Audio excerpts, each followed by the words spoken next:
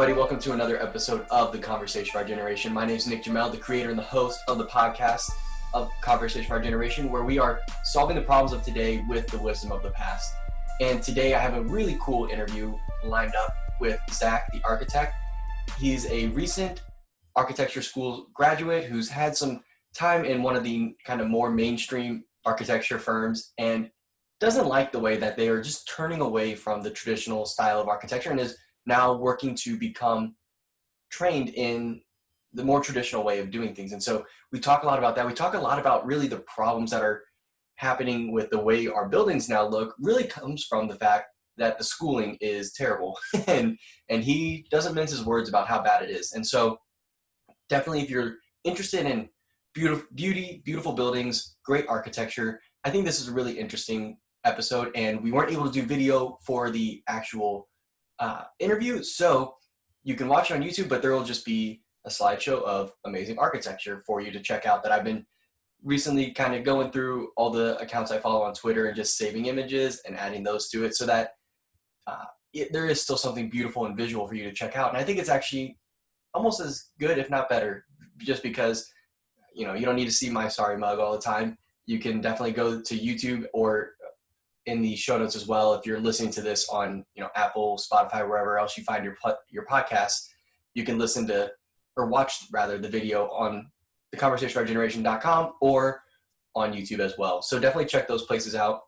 Definitely go to conversationforgeneration.com/podcast to subscribe to the podcast there. There's lots of great stuff happening and lots of good interviews lined up as well to be coming out over the next few weeks. And so I'm definitely excited there.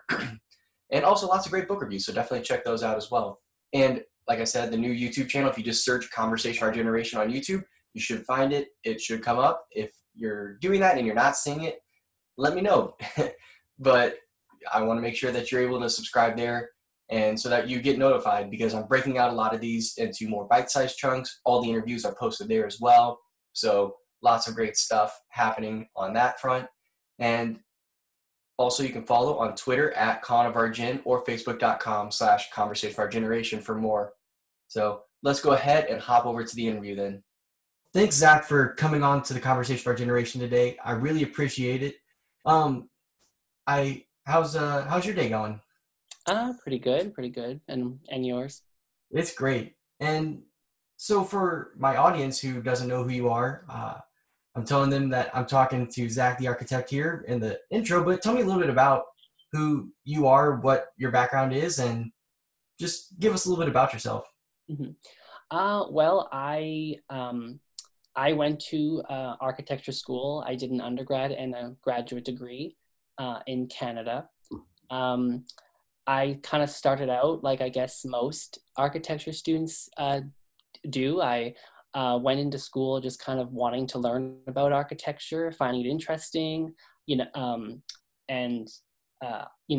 I went through the schooling and right away I kind of, found, I think like most people do who go into universities, you kind of find dogmas and kind of, kind of issues within whatever you're studying. And as time went on, I became kind of more dissatisfied with what I saw. And eventually, when I finished my undergrad and started my master's degree, I developed quite an interest in traditional architecture.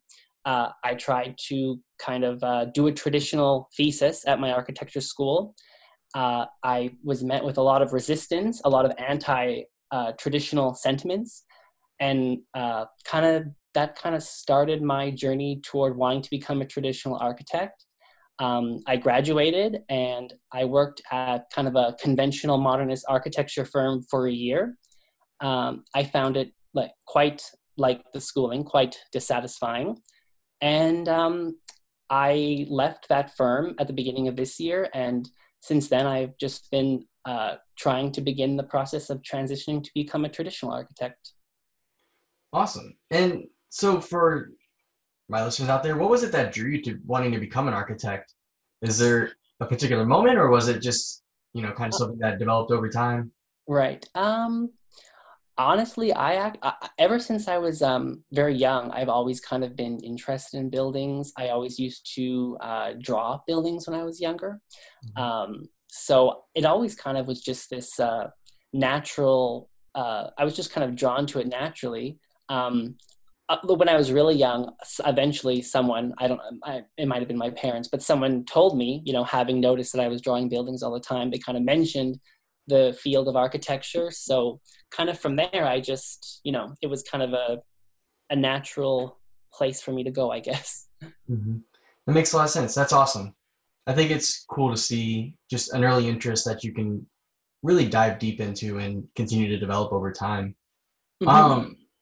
So then I guess one thing that I'd like to talk to you about is why do you think architecture is an important thing to study? Obviously, you spent a lot of time doing it.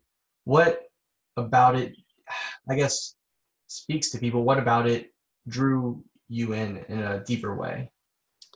I guess one thing where I think you can really, like a good example of how you can really see this is, before I started architecture school, like actual architectural education, I Mhm. was always drawn to kind of the older areas of my city.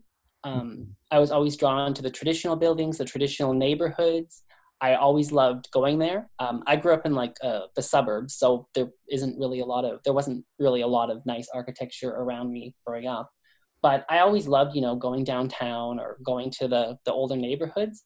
And I think a lot of people have that sense. You go there and it just feels you feel at home, you feel a warmth, you feel um, a beauty. You recognize the beauty. Mhm. And I think when I started architecture school, you quickly realize that um, the professors there really don't think that you should be able to, simply recreate these beautiful neighborhoods and these beautiful buildings that we have. And I think it really strikes you. It struck me, it kind of struck me just initially as, well, why is there such a why can't we recreate these things? And of course, there's a lot of ideological and reasons for that, like why they don't want to recreate these things.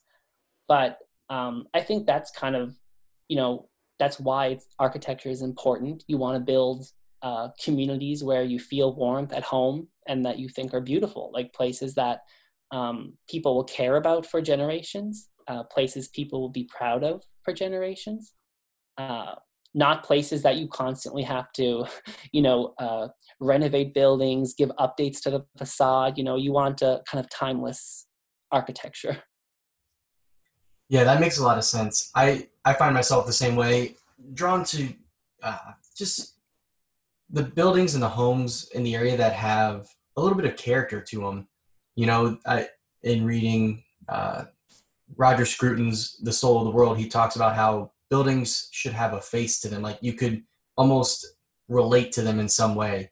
And I find that like your suburban houses generally, especially here in the Midwest and Indiana where I am, it's like once you get out to where you're on the suburb side of things, it's just gray, beige, tan Right. houses with siding, and they're all the same. Or sometimes the garage is on the right on this house, and then it's on the left on this house, and that's the Right. kind of variation you have. And it's just so stale, and it just feels kind of soul crushing almost. And so I think that there is something to it lifting you up. I walk in Right. an old neighborhood here in Indianapolis when I was going to work every day in the office. Actually, there's a old neighborhood where the poet James Wickham Riley's house was, and it's still maintained as a museum, but all the houses around it are lived in, and they still have that early 20th century feel. And you walk through it and you're like, why are there cars here? There should be horse-drawn carriages. Yeah. You Right. just feel like you're walking in, a time that you shouldn't have a Subaru out front of this house because it's Right. that that It, mark it- of that time. right. Even like you mentioned the houses. I mean, like never mind the houses. Like when you get to the suburbs, like even the public buildings are quite garbage, and the commercial buildings. I mean, like the endless amount of strip malls and Hmm. like this kind of thing. Like the public realm in the suburbs is really not a place that people want to love or care about. Like it's not inducive to the formation of strong community bonds. Mm-hmm. Yeah, and I think it's almost because it's the same everywhere. You know, the strip mall that you have in Canada is probably the same as I have here in Indianapolis. It's probably the same as what's in Arizona, and we're thousands of miles apart, and there's no character to it. And in different climates, very different climates, and it's Yes, still the same yet. exactly. Exactly. And so I feel like that you can't, you know, when you look at some of the traditional architecture, it has character, it has objective standards of beauty, but it has sort of a localism to it, I find. Yeah. Well, yeah. A vernacular response to the climate and the environment that it's in. Mm-hmm. Exactly. And so having gone through the architecture school and said, I don't like the way I was taught architecture, not fully, but obviously partially, you know, seeing that there's something lacking there, what are the problems with that? You know, I'd like to kind of dive into it because I find the same issues in a lot of different subjects, especially within the arts and Mm-hmm. um, so. Well, I would say that the biggest problem is just that uh, the way that a lot of professors view architecture, you know, when you talk to them and when they talk to you about your projects, you're constantly being told that you should subvert expectations. You should, reinterpret things. There should be a level of abstraction. I would say it's a very, uh, a, it's a philosophy of subversion and abstraction. Um, a lot of projects, I think, if anyone like went to an average architecture school, just go into their building, and I almost guarantee you that you won't understand what the students are doing. Like the projects can get very abstract, and what I mean by abstract is almost kind of what you would expect to see in a fine arts faculty. Like in my case, at my school, I think my school was actually quite exceptionally abstract. A lot of the projects, you literally could not, you could not understand them. And actually, I can recall there was one student who even, they decided that they would make an architecture based off of their dreams. And their professor was completely on board with this. Like, that was one of the moments where, you're just struck by the utter ridiculousness of it, for multiple reasons. I mean, obviously you can't verify someone's dream if they're even telling the truth, but I mean, come on, like you don't base architecture off something like this. Like, this is not how you derive an architecture. And I think, Just out of curiosity, when you say that it's abstract, mm-hmm. what do you mean by that? Like, are you saying like the building, like the design just doesn't make any practical, like it can't really, obviously in architecture you're dealing with a real building that's supposed to be built out of these ideas. Like, is that the problem, or is it the concept that you're wrapping into it and the connection? It really is both. It is both. It's physical and conceptual. A lot of the concepts are quite abstract and nonsensical. And a lot of the buildings, quite frankly, a lot of them wouldn't even work physically. And a lot of times, professors will often overlook kind of the practical, physical side of architecture to kind of let the student be more abstract and theoretical. It is both. Like, yeah.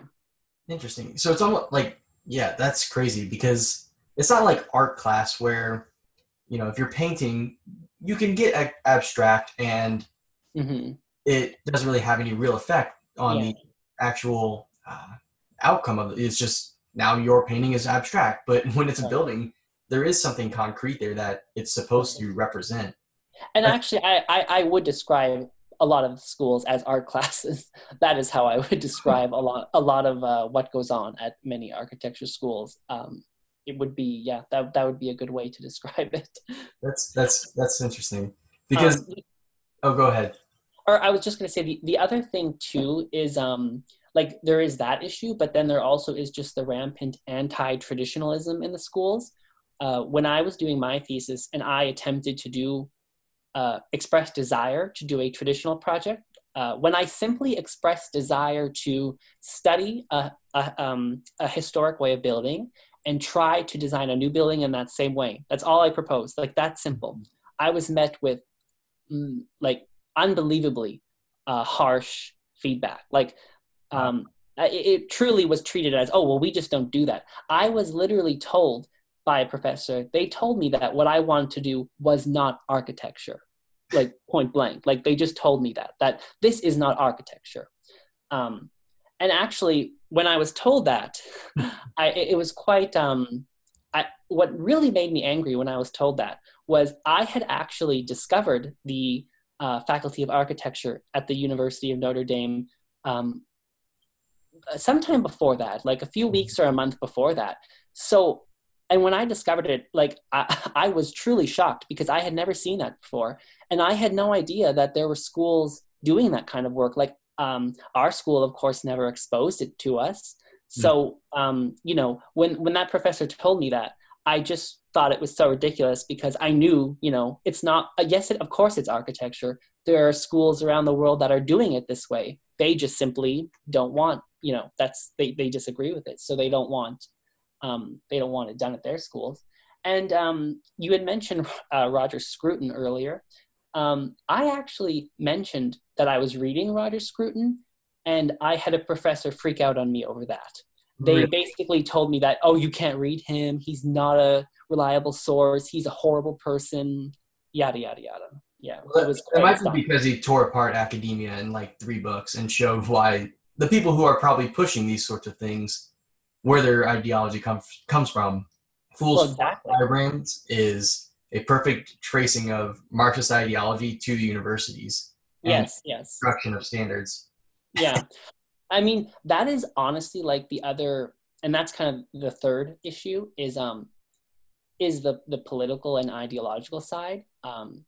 Like I think architecture doesn't have to be political, but unfortunately, almost all these professors, like almost any other department, they are quite rampant leftists, and they're quite tied to their ideology. And many of them do kind of view architecture as inseparable from their political ideology. There was actually one professor at our school who would regularly come to classes wearing a Bernie Sanders shirt.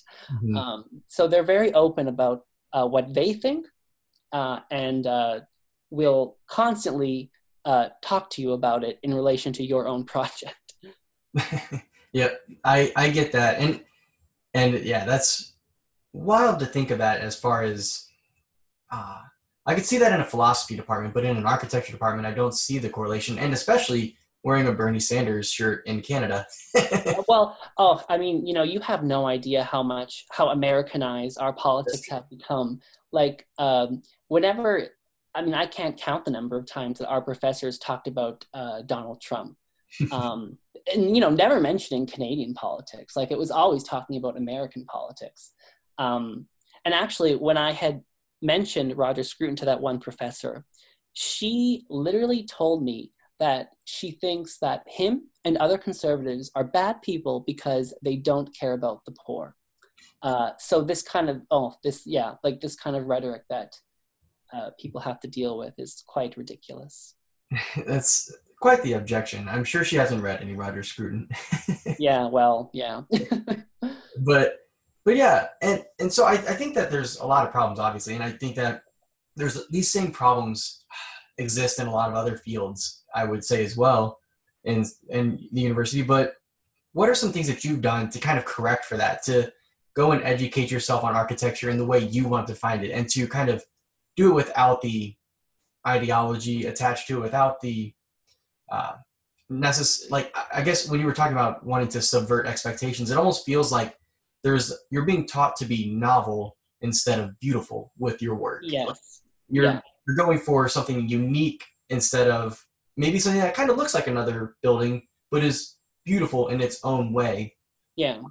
A good way to sum that up is like in architecture school, but I think in a lot of other fields, and you can say this about society in a lot of ways, is that the avant-garde has become the establishment. Mm-hmm. Like, doing novel things has become the establishment in architecture school, which you can imagine just raises a whole bunch of issues. I mean, when the establishment is being novel, I mean, it just doesn't work. It creates chaos. It creates, I think it creates a lot of mental anguish in students. I don't know if you've seen, like, there have been studies that show that architecture students suffer, they're one of the highest sufferers of mental health issues when they're in school. Hmm. Which really doesn't surprise me, because professors really, the way they talk to students and encourage them to really just think in really convoluted ways. I mean, I saw it with a lot of students at the school I was, like, people just, you know, really struggling to make sense out of nonsense, and struggle with trying to create something novel, you know, that will gain acceptance with the professors. And yeah, it really is a big issue when the avant-garde becomes the establishment. Yeah, that's interesting because I feel like when you talk about how they're trying to take something so like something that we can look at and see for ourselves intuitively what is true about architecture, I think as someone who is a layman, I can kind of come to certain understandings of it without going to school for it. And you Right. take that intuition and turn it on its head and try to pull out some convoluted abstract ideas and tie them in together with what the professor wants, which you may not even agree with. I could see how that would be a very Right. stressful situation, Mhm. a very troublesome. But I guess how have you gone about fixing that in your, for Right. yourself? How are you Um, educating yourself in a different way? right. Well, I think, I mean, it really all started with kind of just seeing a lot of the the traditional architecture firms in the United States on Twitter, kind of exposing myself to the work that those firms do. A lot of reading. I've Within the last year, I've tried to purchase a lot of the kind of basic foundational texts for traditional architecture and classical architecture, learning the orders, trying to understand the orders. I don't know if are you familiar, like, with the orders, No, that would be helpful. Go for it. like like the Doric order, Corinthian, Ionic, like Hmm. Tuscan, those terms, if they sound familiar at all. Yes. Yes, they do. Oh yeah, yeah, yeah. So kind of just understanding those kind of foundational orders. Um, but yeah, I mean, other than that, I would say it really is just about consuming a lot of content and kind of doing the best, you know, the best you can in this situation, trying to self-teach yourself, um, and, you know, learn remotely for now. Yeah, of course. Yeah, it seems to me that obviously you have two parts that you almost have to dive into because you have to understand the traditional ideas of beauty, what beauty is, what draws people in, and understand that sort of artistic side, that human condition that draws people to beautiful buildings. And look at that kind of, you have to find that from the classical sense. And I think Roger Scrutin is a good introduction, but you have to look back further as well into what people said about beauty from St. Augustine or, you know, Socrates and Plato to the Greeks, all of that. And then also at the same time, learn those technical things, learn the, uh, Hmm. and even the history of it as well. So you kind of have three parts: the technical side of how to implement it, the history of it, so you know what you're drawing from, and then the philosophical, artistic sort of meshing there Hmm. of beauty and Right. what that is. And That's a one lot of to the educate yourself on. yeah, yeah. One of the things that I actually really do appreciate and like about traditional architecture is it really doesn't take someone with a university degree to understand it. I mean, if anyone wanted to, almost anyone can, you know, read the foundational texts and grasp a basic understanding of traditional and classical architecture. Um, Whereas the kind of academic um, university approach, um, you know, it really is kind of, it's not something that any everyday person can understand. And what I actually find really sad is, um, I've had like relatives, family members, friends tell me that like, oh, I really do appreciate architecture. I love a beautiful building, but I shouldn't say my opinion because I'm not trained as an architect. Or they'll say, they'll see work done at my school and they'll say, oh, I really don't understand that. But I mean, I'm not an architect, so what can I say? And I think that's exactly what architectural academia wants. They want people to doubt themselves.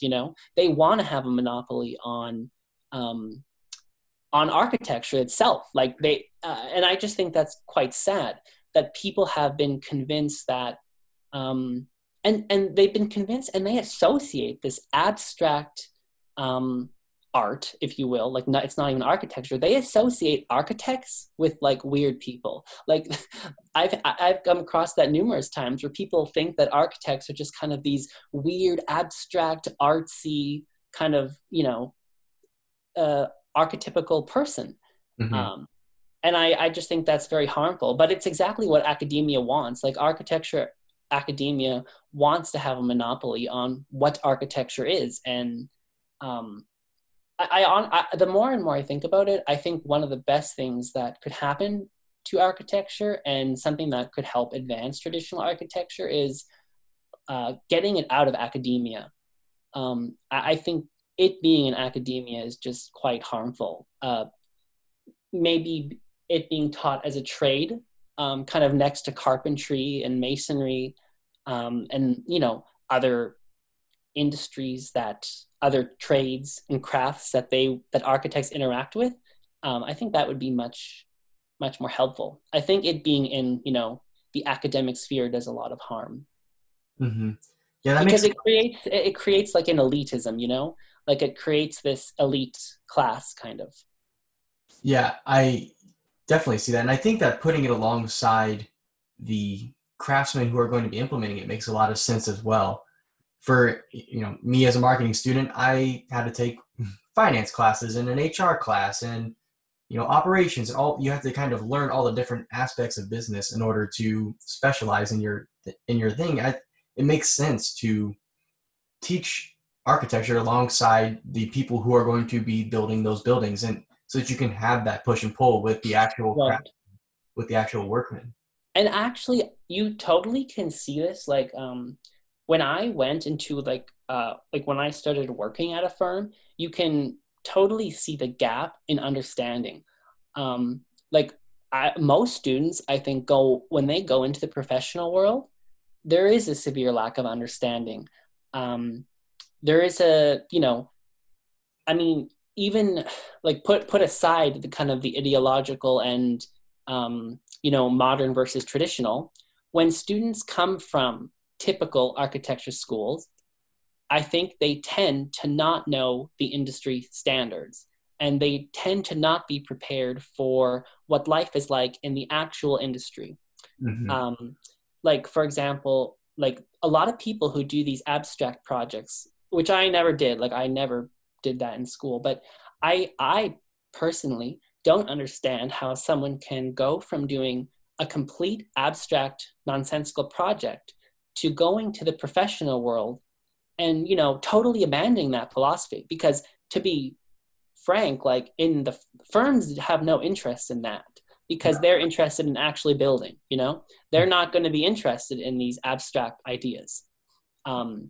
So I don't know, I think it takes a lot of cognitive dissonance to like go from doing these really abstract art projects to going into the professional world. Mm-hmm. And even myself, like when I went to my firm, the school that I went to did not even teach us kind of the standard softwares that most firms use. So when I started work at the firm I went to, like, they had to kind of give you a whole new level of teaching in terms of these kind of things. So there's even like, I think, quite a gap between the academic and professional world. Yes, I found that same thing. I learned a lot of marketing theory, and then when I got into the professional world, they're like, and they just start throwing around jargon and terms, and they're like, do you use what CRM do you use? And I'm like, I don't even know these things. And so from a Mhm. practical perspective, and I had very pragmatic teachers. Luckily, the school I went to was like a bunch of people who actually worked in business for 20 years and then decided to go teach. It Right. wasn't a bunch of people who graduated with a PhD and then went back to teaching and never left university and did anything. So it was still more grounded, but I found that like I wasn't prepared to use the marketing tools and hit the ground running. I had to get ramped up and learn those things. And Right. and I thought that that's what, the university is supposed to prepare you for. Most of Hmm. all is for the work, for your job, for your career. Right. And it felt like they left me hanging on those things. But Right. but where are some places that people can go to educate? You talked about some of the things that you're learning. I mean, are there other places that you can find outside of the university that are doing some of this? If people don't want to, it's tough to, maybe if there are people who are trained architects who want to learn this traditional way of things, because, going back to Notre Dame is a very expensive. I know what their tuition is because I Yeah. didn't, Yeah. that's not a, that's not a cheap education by any means. No. Yeah. I mean, well, I mean, compared to like what I had paid for my tuition, I mean, yeah, what Notre Dame is insanely more expensive. So you mean in terms of like physical places, like not online things, Not like even necessarily. I think that online is a great thing. I think that there's going to be a lot of movement towards training. I've even looked into maybe putting up modules here at the Conversation for Our Generation in some Mhm. place. So I think that that's kind of a shift that we're seeing. Right. Um, well, in terms of physical places, uh, there's a summer school in Sweden called the Engelsberg School of Architecture, and it's a 1 month program where students from all around the world will come and it's a 1 month program. I had intended on applying there, but of course, the pandemic happened and whatnot. Yep. Um, Actually, in Canada, there is a school called Willowbank. It's near Kingston in Ontario, but they are not a architecture school. It's kind of a heritage restoration school. Um, Mm-hmm. so it's not even, it's not an architecture school. Um, yeah, like I guess the American College of Building Arts in Charleston in South Carolina. There's that school as well. But it's not an accredited architecture school, I don't think. I think Notre Dame is the only accredited traditional architecture school in the US. Hmm. But yeah, I guess there's not a lot of physical in-person ways or yeah. Mm-hmm. But then as far as online, are there courses that you can take that kind of give you the rundown of this, or Mm-hmm. places that, even if it's not a course, if there's a YouTube channel that is just putting out good content about these sorts of things, I think that that would be even helpful as well. Mm-hmm. Well, I mean, there is like the course that I will be taking in October, which was just started, um, and that's started by Eric Bootsma, and he's on Twitter. Mm-hmm. Um, Actually, I like one I learned a lot like right off the bat. Like one of the first traditional accounts that I had saw and followed on Twitter was Wrath of Non. I mean, I followed, there's a lot of kind of, I guess a lot of it is, it's very informal, like these way of learning, like kind of online, like through Twitter and this kind of thing. But I haven't really found any formal online courses until this one. I had not really seen anything on that. And I think that's one of the reasons the course was established, is because there's quite a demand for it. Like there is a demand for people wanting to kind of learn, in a more formal way online. Mm-hmm. Yeah, I think that there is. And I think that people want some structure around it, and almost a trust that what I'm learning is useful, is not accredited necessarily, but is Recognize. credible. Is something that's credible. Yeah. And I think that that's definitely helpful to have someone who is an expert putting that out. And I think if you're talking about getting architecture out of the university system, and I think philosophy and many other fields of study need to as well, where the forefront of it is, I think, is sort of the free content on YouTube and podcasts, and Hmm. monetizing some extra, more in-depth content for people who want to learn and specialize in that. And I think that the more you have that, and I think there are universities and people who go to universities who get a real good education the classical way. But Hmm. it seems to me that for most people, the movement towards get your regular degree or get a good paying job or something, and then educate yourself on what you're really passionate about by Hmm. sort of podcasts and all these. I know I listen to, like, I don't know how many hours of content of podcasts per week, but a lot. Hmm. And that's where I get a lot of my education from, ongoing at least. Right. And so it's I think I think too, like a lot of like uh, if you take the architecture example, but I think this is quite similar in a lot of fields. Getting the like you only get an architecture degree from an accredited school because that's the only way to become a licensed architect. Like mhm, it's very controlled, like it's controlled by architectural associations. Like in Canada we have the RAIC, the Royal, um like the it's kind of like the uh they oversee mhm, architecture, yep, and anyone who is a practicing architect must be registered with them. And in the US, it's the AIA. mhm, Um, and in each, I think it's quite similar in both of our countries, but I think like in Canada, each province controls its architecture industry, and in the United States, each state. So, getting the architecture degree, um, it really is quite a formality because that's how you begin the process of becoming an accredited architect. Of course, like if I had known that this was going to be the career path that I wanted to take when I first started, there'd be no reason for me to even go into architecture school. I mean, why would any traditionalist want to go to a school where they're going to tell you you are wrong and, they constantly deride you for your beliefs? I mean, no one would want that. The only reason you have to go to an architecture school is the current situation with how, um, the governments control who can be an architect. mhm. Yeah, they control that accreditation process, and without that, you can't really practice. Yeah, exactly. Yeah. Mhm. No, that makes a lot of sense. And so, oh, go ahead. Or Sorry. I was just gonna add, like, and I think that's one of the biggest difficulties for traditional architecture is that since um, just the present level of who controls what, and the reality that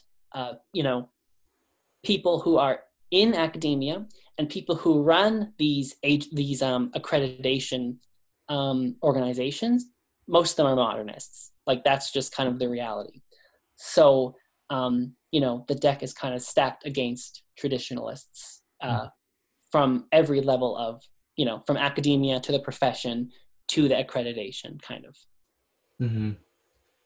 And so, what would be kind of your ideal situation going forward? What are some of the serious, like, problems that can be solved and the solutions that you see for maybe recovering? It doesn't have to be that now all of a sudden everyone is a traditionalist architect, but what are some things that you would see that you would like to see to sort of revivify that movement Hmm.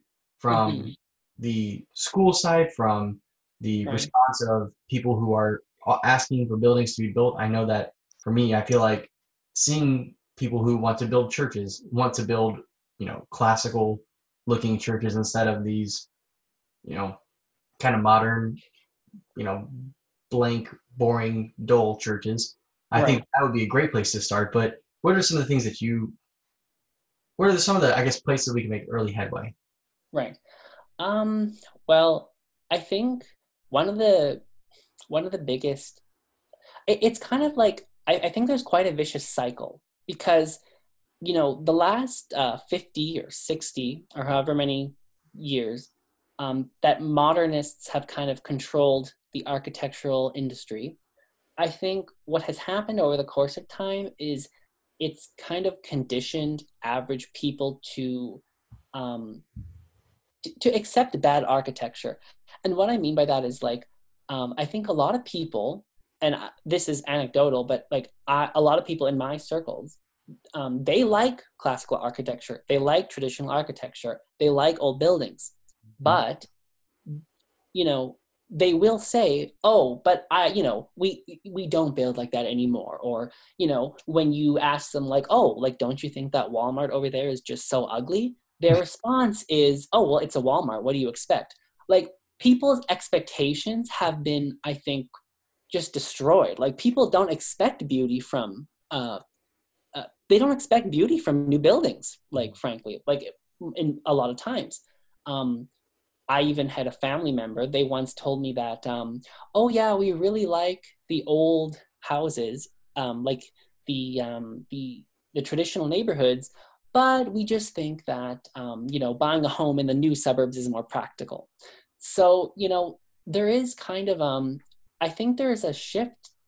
There has to be, part of it has to be a value shift in like mainstream culture, because I think a lot of people have just, they've become used to not expecting beauty from new buildings.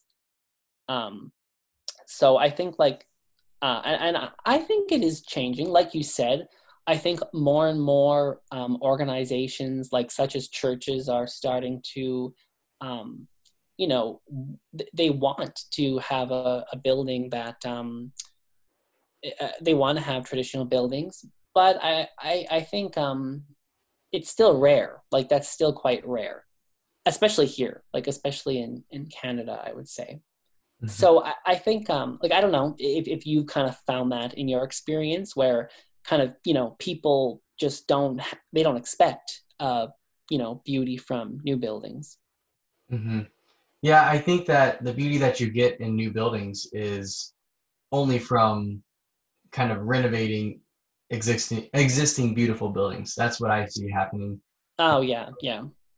And I think, like another problem, I think like the problem with the kind of whole vicious cycle thing is, you know, architecture schools are pumping out modernists, or not even, well, I don't even, sometimes I don't always like using the word modernist, because if you accuse one of these professors of being a modernist, they will deny it. Hmm. I would say they're more minimalists. Like there's a cult of minimalism. So, you know, you have the architecture schools pumping out these people who are minimalists slash modernists. And then when they're in practice, that is what they perpetuate. That is what they show to clients. That is what they constantly are promoting. Uh, and since architects have a monopoly on architecture, they're the only ones who can design buildings over a certain size. They're the ones who control it. So, you know, like essentially a lot of modern architecture has kind of been codified in a lot of, like, in a lot of standards. I mean, Hmm. like there's a lot of like, you know, your standard new apartment building, especially here, if it's made by architects, it tends to be modern.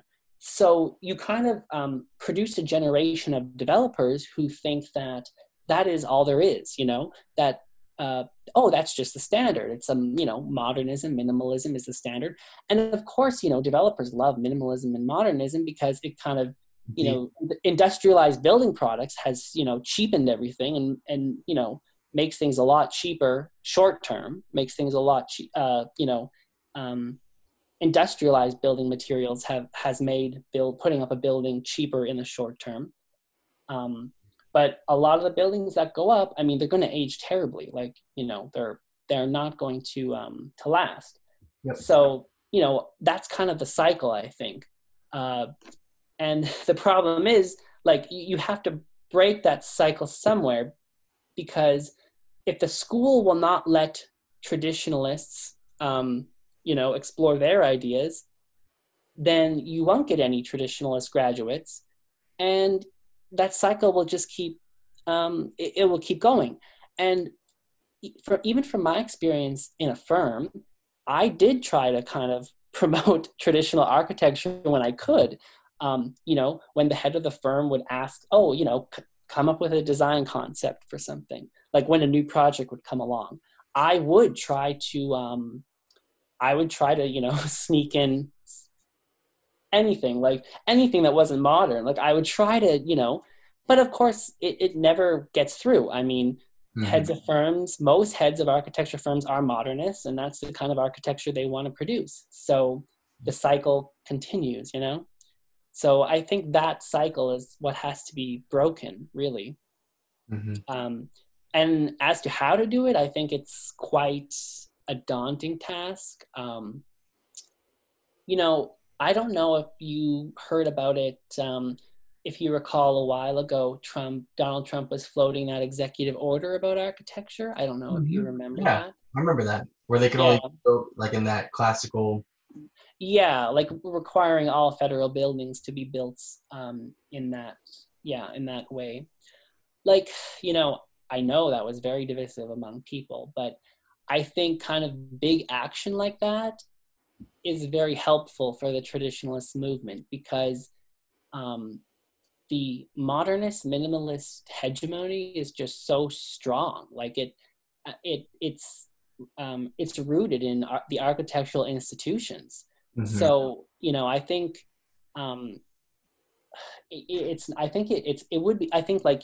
grassroots campaigns trying to like educate the public about traditional architecture, its benefits, the value of building long term and building to last. Those things are all important, but so far I don't think that, obviously they haven't made any huge impact yet.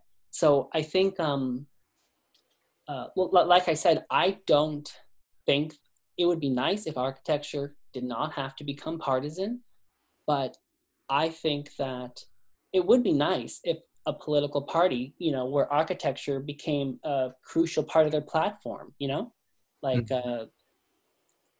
kind of the way Roger Scrutin talked about architecture, these values. I think it would be really nice if a political party kind of took on these values and made it a part of their philosophy and what they talked about. Because, architecture is rarely talked about by politicians in the first place.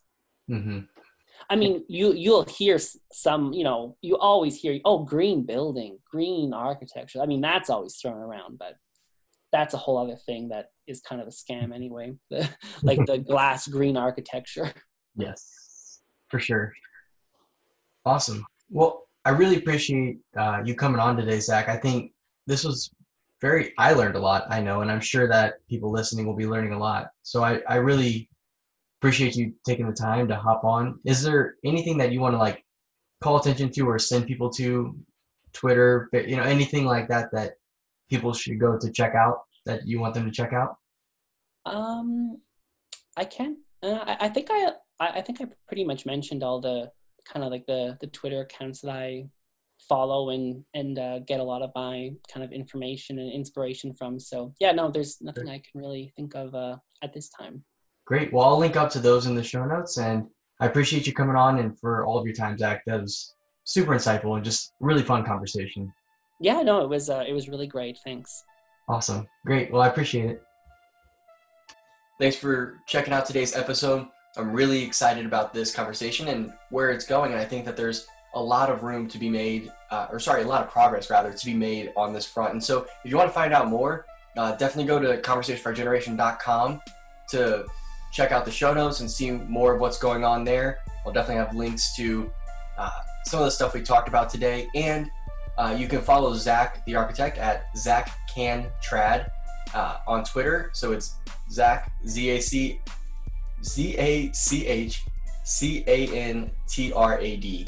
That's where you'll find him, and definitely check him out, see what's going on there, and also follow some of these accounts that we talked about.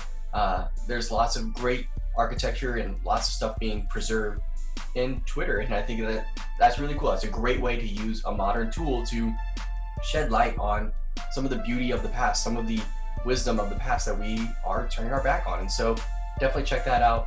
Subscribe to the podcast, leave a good rating and review. Subscribe on YouTube, just search Conversation for Our Generation there to find it.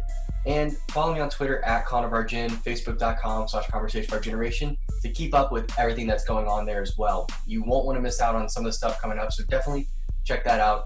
And thank you for listening to this episode of the Conversation for Our Generation. Let's get the dialogue going. Talk to you next time.